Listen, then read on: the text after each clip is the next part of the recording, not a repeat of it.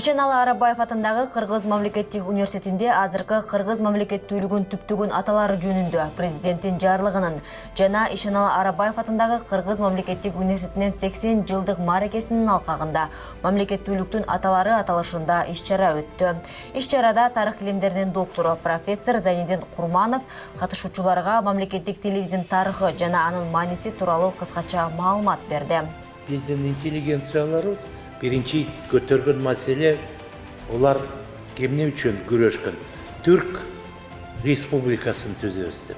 Түрк тилинде сүйлөгөн урууларды бириктирип, өзүнчө Түрк республиканы түзөбүз деп Абдикерим Сыдыков, казактардын интеллигенциясы Ахмет Байтурсунов, Турар Рыскулов жана көп интеллигенциясы, татар интеллигенциясы, башкир интеллигенция Заки Валидовтар ошо бир чоң кыймыл жасаган. 36 партия бар болчу. 20 жылдары. Ленин айткан, бул буржуазный проект, они хотят подчинить свои угнетенные народы, своей буржуазии, своему феодальному классу деп, ошо проектке мындай чекит койгон да.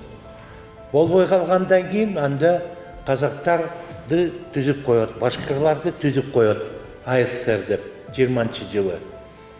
Элди тартайын деп. Казактар алашчыларды четке чыгарат. Казактарды, большевиктерди Оренбургка алып келип, алардан өкмөт түзөт. Ошо большевиктер, казактар айтат, кыргыздар биздин бир уруу болот. Дегенде Сыдыков, Арабаев тарыхты жакшы билген адамдар айткан деп. Андай болбойт да, биз бардыгы элдер бир болгон мамлекетти түзгөнгө разы болгонбуз, макулдугун бергенбиз, бирок кандай болбой калгандан кийин биз өзүбүздүн улутубуздун кыргыз каганатын эстеп, элестеп, тиги экинчи кылымда данашыры болгон Гигунь Хагастарды элестеп, ошону Абдикерим Сыдыков эң биринчи жолу биринчи кыргыз өз тарыхын жазып берди орус тилинде.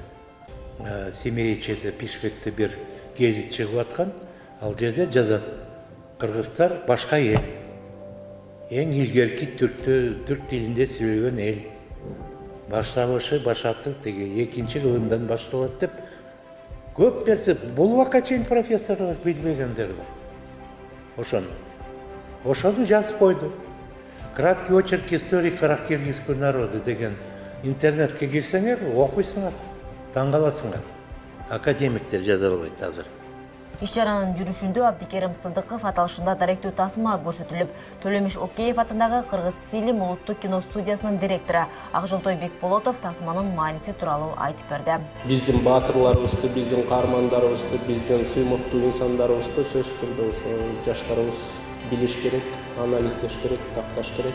Анан ошо келечекте бүгүнкү күндө алардын жаш курактарын айта кетсек, 20 жаштан 40 жашка чейинки учурда ошо эгемендүүлүк жөнүндө ой жүгүрткөн. Биздин бүгүнкү күндө жаштарыбыз анте албайт деп дагы кээде кеп сөз болот. Мен ал сөзгө кошулбайт элем. Ошол доордун шарты ошо баатырларды жаратууга ылайыктуу болгон. Ошон үчүн биздин баатыр инсандар чыккан. Бүгүнкү күндө дагы ошол сыяктуу баатырларыбыз болуп атат. Акыркы окуяларды алсак, мисалы үчүн ошол эле пандемияда деле ошо биздин жарандык коом жана сиздерге окшогон студенттерибиз аябаганда чоң баатырлыкты көрсөттү десек болот. Чек ара маселесиндеги болгон окуяларда деле ошо сиздердин курактардагы жоокерлерибиз аябаганда чоң баатырлыкты көрсөттү. Я благодарен Кыргызской республике, которая становится союзной республикой.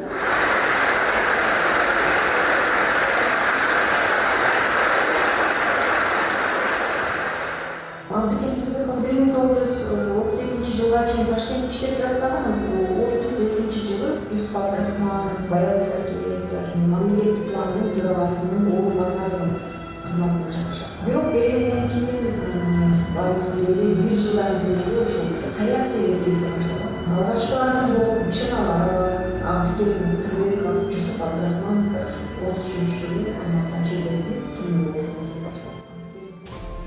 Мамлекеттүүлүктүн аталары аталышында иш-чара Эгемберди Манаев атындагы Тарых жана социалдык укуктук билим берүү институту тарабынан уюштурулду.